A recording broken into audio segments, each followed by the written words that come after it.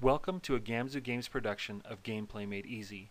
In today's video, we're going to talk about Kaleido, which is a fast-paced card game that every family will love. Kaleido is a card game that is truly a race to the finish.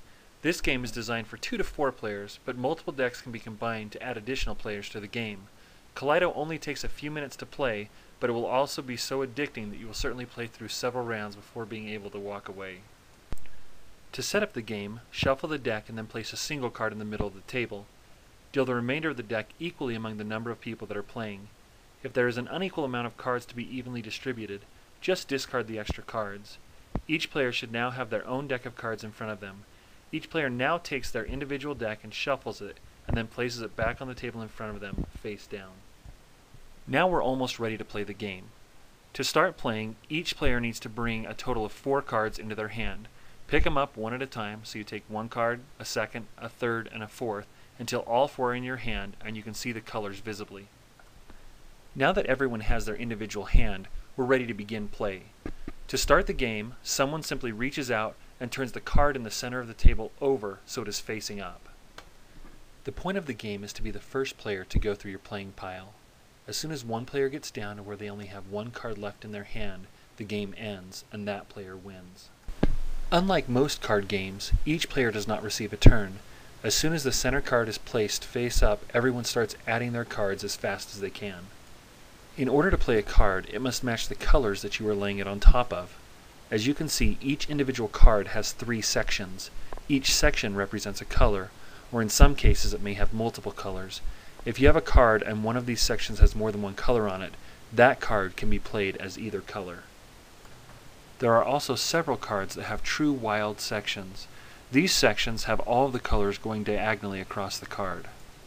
If you have a card that has the true wild section we just talked about, that section can be played as any color. Simply place it over just like it was the color you were trying to cover. When you are placing a card, it must overlap with 2 of the colors that you are playing on. You can also only build from each end.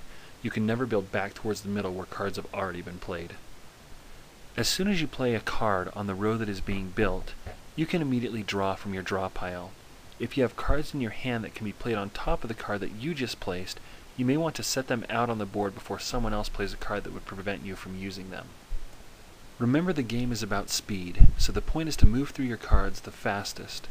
Find the strategy that works best for you and then start flying through the cards as fast as you can.